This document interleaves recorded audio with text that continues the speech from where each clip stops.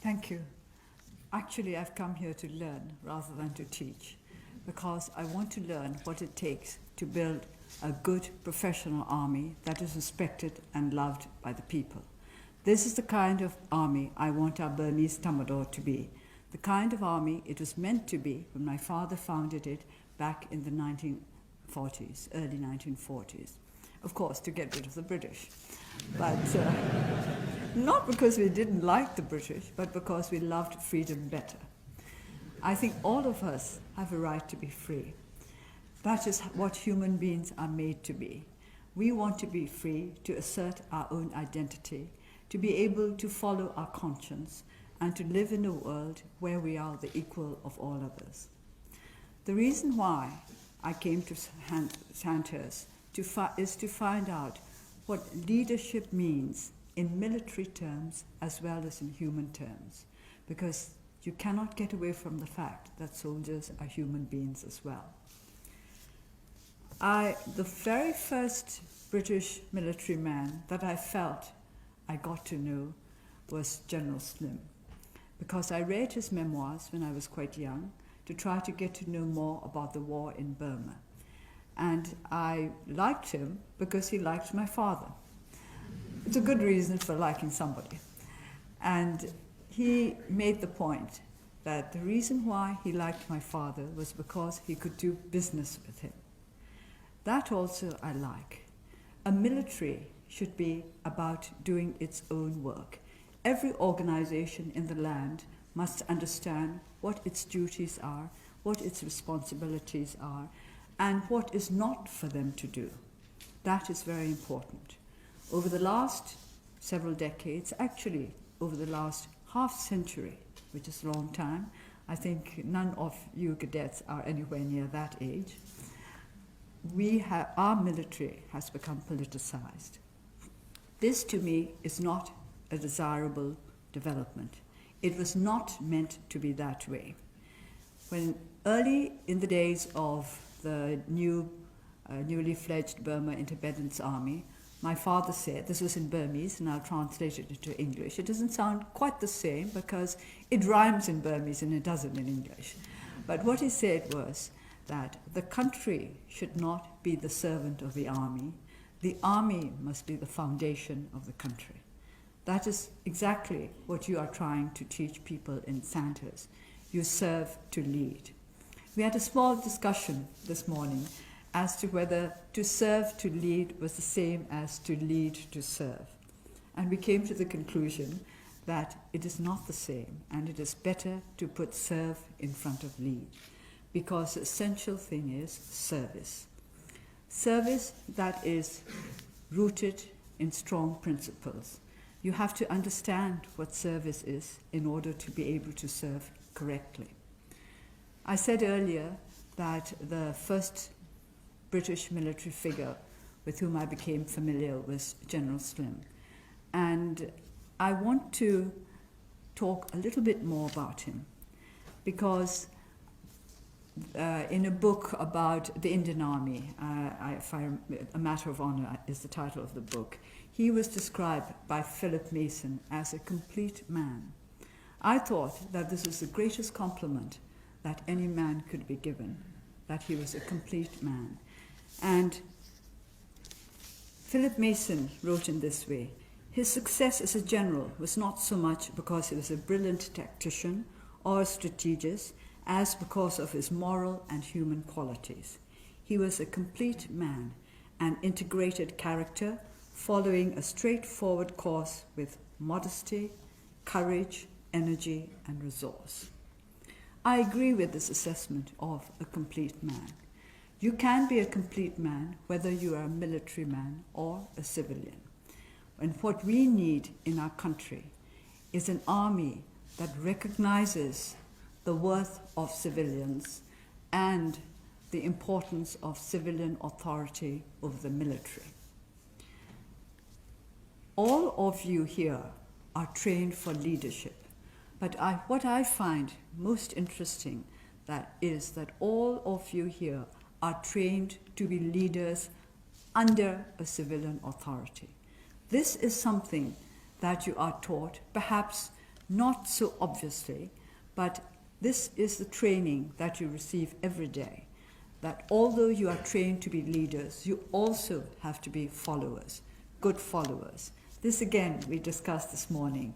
Do you need to be a good follower to be a good leader? And the answer was yes.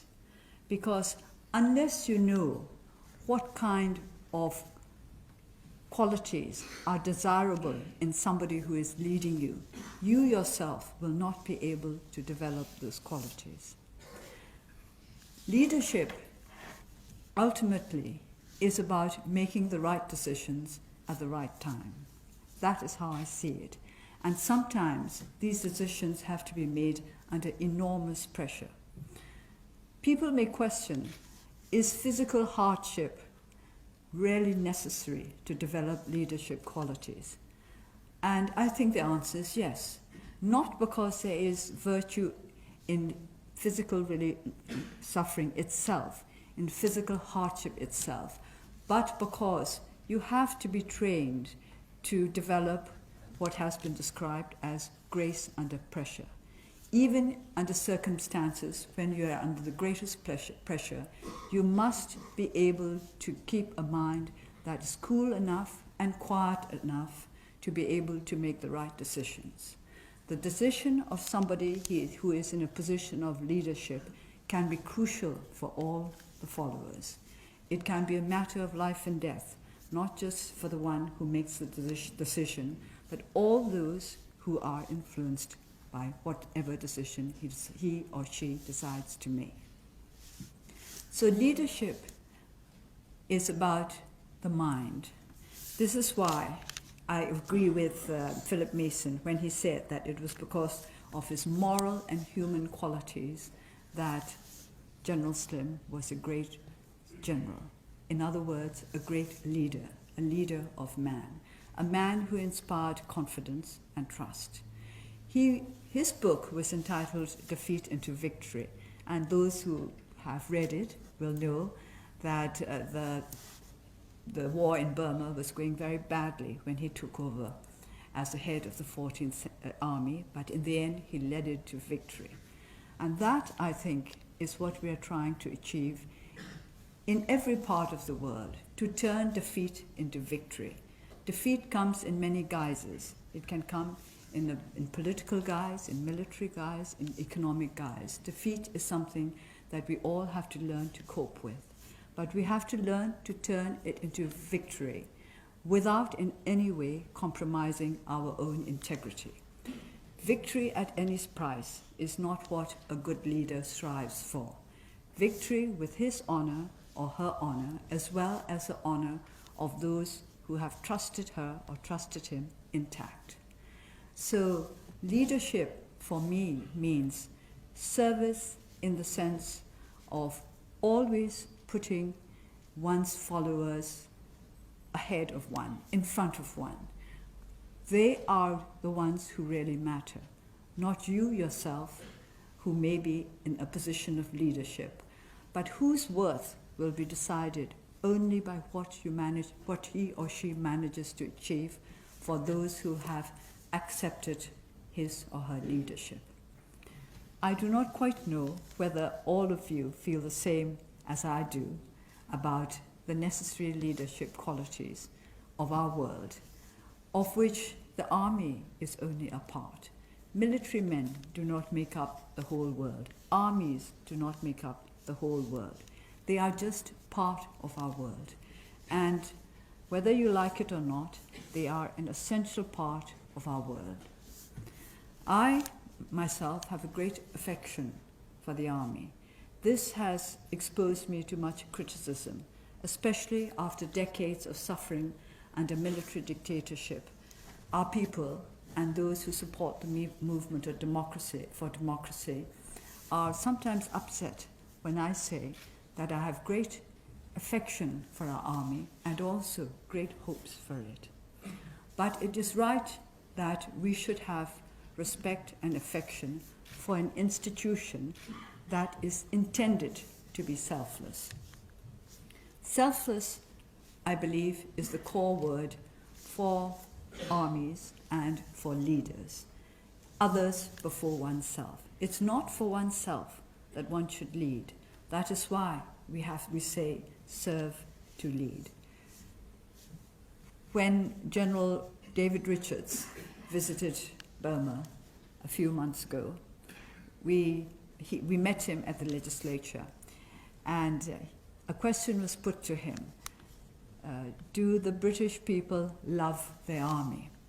And he said yes. And he said very proudly that according to the polls, the British people admired the army more than they admired doctors and the medical profession.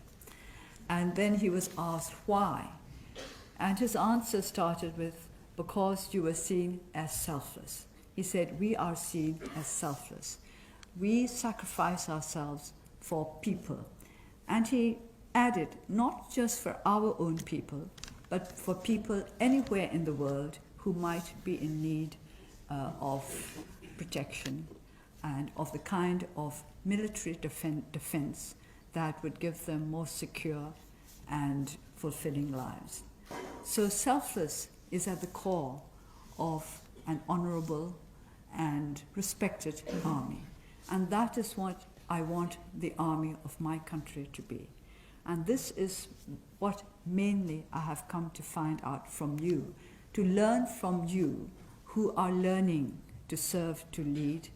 What do you think is needed to make an army that for decades has held political power understand that there is nothing more honorable than a professional army which is interested not in political power but in helping to uphold the will of the people as expressed through the democratic institutions.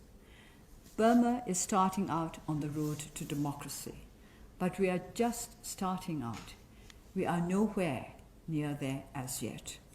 There are many changes that need to be made, and we want our army to be active in a positive manner in bringing about these changes, the changes that will make our country into the kind of nation where we can all feel safe and secure.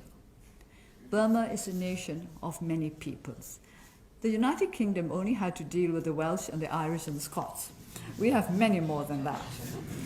This is a great problem, especially as some of our ethnic nationalities took up arms decades ago, and we have yet to achieve a nationwide ceasefire. And a ceasefire is just the first step towards the kind of political settlement that will bring lasting peace to our country.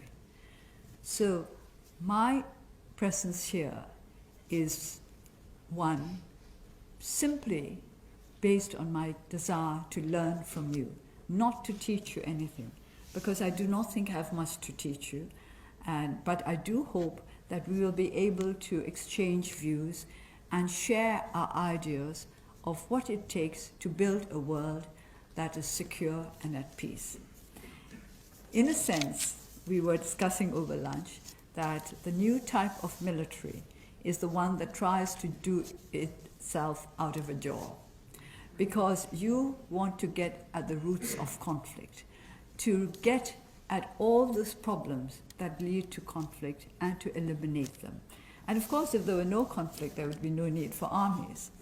But it is very encouraging and very interesting for me to know how much you are doing in order to try to eliminate the reasons for conflict. That is what an honorable army should do. You should be there to defend people, to step in when it's necessary, but not to aggravate conflict or to encourage conflict in any way, but to deal with the conflicts that, to deal with the problems that conflicts inflict on our world.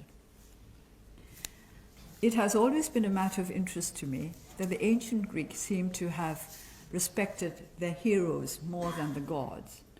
And it seemed to me the main reason was because heroes were mortal, and therefore they sacrificed a lot more in following their conscience and in trying to protect the people whom they wished to protect, than the gods who were immortal and invulnerable. When Ulysses was given the choice either to remain a captive of a goddess or to go back to his own country, he chose to go back because he said he wanted to live fully like a man, and he was prepared to accept mortality rather than to be an immortal and not meet the challenges which any human being, any brave human being, should be prepared to meet. So, like Ulysses, I think we are all on a journey, a voyage throughout life, as mortals, and we have to live as mortals as best we can, and to fulfill our own potential as mortals as best we can. And I think this is one of the skills that Sandhurst is trying to instill in its inmates, in all its cadets.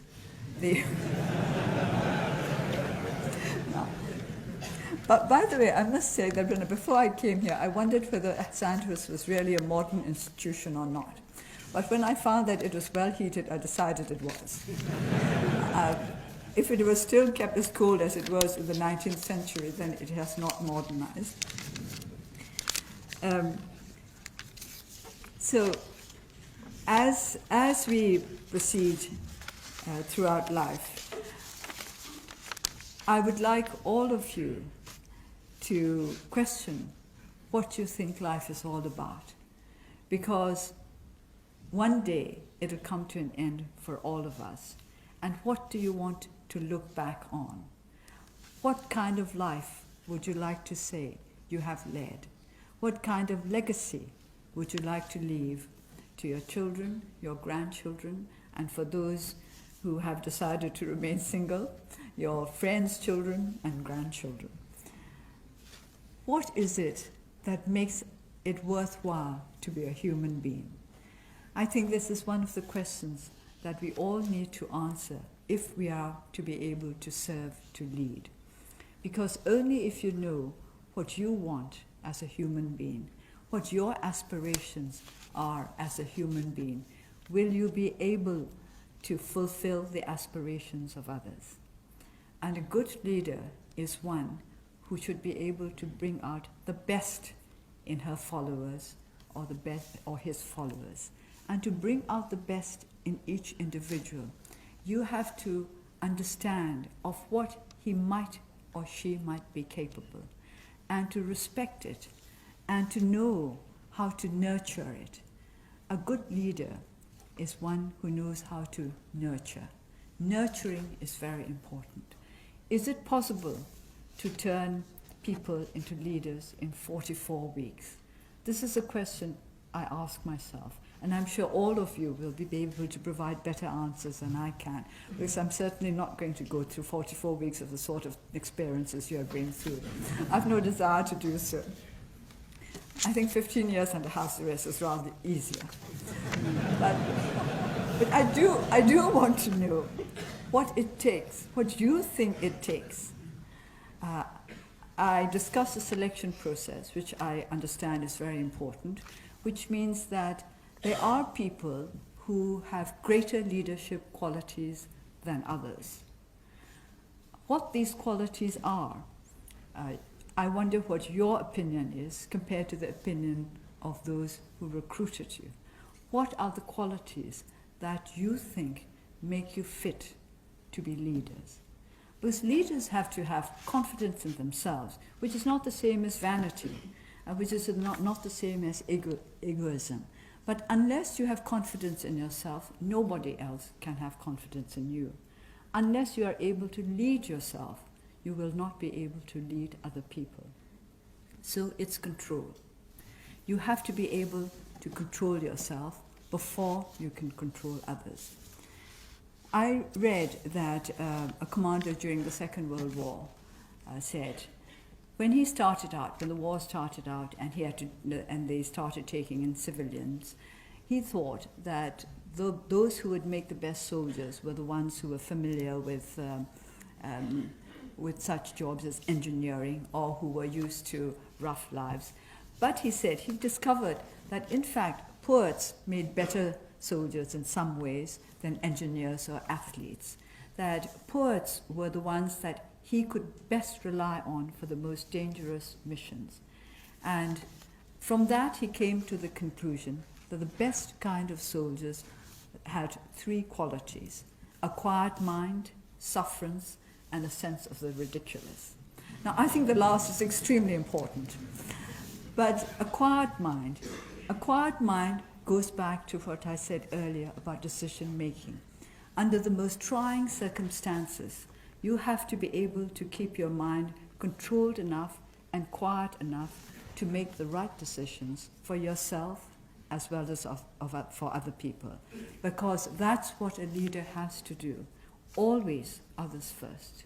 That is what selflessness means. We are all human, and I don't think any human being is capable of total selflessness. The self is always there. It's always through the self that you have to relate to others. So selflessness is relative. Selflessness means recognizing that the self is there, but putting it behind those for whom you hold responsibility. So a sense of duty, a sense of responsibility is one of the greatest requirements of those who would serve to lead. This has to be the guiding principle. But you also have to have the mental and physical skills to be able to put this sense of responsibility to work. We have a very simple Buddhist idea. This is particularly with the Northern Buddhist sect, that to be a Bodhisattva, that is a savior of beings, you need two qualities. You need wisdom and you need compassion. And this is explained in very simple terms. You may be the most compassionate person in the world, but if you do not have the right kind of wisdom, the right kind of intelligence, you can't save those whom you wish to save. On the other hand, you may be the most intelligent, the wisest person in the world, but if you have no desire, if you do not have the compassion to save others, you will not be able to do so. In a sense, this is true for the military profession as well. You have to have the desire to protect, to defend, to do the best for those whom you are serving. But at the same time, you need the skills and the ability to be able to do so. It's not enough wanting to serve. You have to know how best to serve. And I think this is what you are being taught here. And this is what I would like to hear from you. How you think you are taught to serve those whom you wish to serve. How best you can use your abilities to serve others. I want to leave a lot of time for questions and answers, so I just want to conclude now again by going back to Ulysses. Now this is from the famous poem by Tennyson. I never liked Ulysses when I read about him as a young girl because I thought he was a bit of a smart aleck and not a bit sly, and I really didn't quite like what he did to the Cyclops, which I didn't think was very kind. But after I read Tennyson's poem, I changed my mind about him because I saw him in a new light. This was supposed to have been written when he was old and he had already handed over the reins of his country to his son. And he was thinking about his old comrades. And the ending is well known, and I'm sure most of you know it already, but I hope you will allow me to read it again. We are not now that strength which in old days moved earth and heaven. That which we are, we are. One equal temper of heroic hearts, made weak by time and fate, but strong in will, to strive, to seek, to find, and not to yield. To me, these are the enduring qualities that make for good leadership. Ulysses had been made weak by time, but sometimes you may have been made weak by circumstances, physical disability, other circumstances. But yet the will has to be there, the will to strive, to seek, to find, and not to yield. I'm glad this starts with striving, because that should be an essential part of human endeavor. The desire and the ability to strive for something better. However weak you may be, you can always strive for something better. To seek, to strive to seek, to find. You strive and you seek in order that you may find. So it should not be an empty exercise, but one with a goal. You do have to have ideals, goals. You do have to have a knowledge of what it is that you want from this world, from yourself, from others, from the society in which we live. So being a leader, to me, there is not a simple desire to serve, but to know how to serve and to have an idea of what you are serving for, what the ultimate goal is. You have to know where you are heading. If you don't know where you are heading, how will your followers know where they should go? Those who lead must know where it is that they're heading for, what their ultimate goal is, what they want to achieve, not just for the moment, not just for the next year, not just for the time that they are serving in the military, but for the time, and not even just for the time that they are on this earth, but for the times that are to come. To have a vision that goes beyond your immediate concerns. So to me, ultimately, that is service. A vision that goes beyond your own ultimate concerns, that is meant to benefit mankind, because each and every one of you is part of that body of humankind that makes up our world today. Thank you.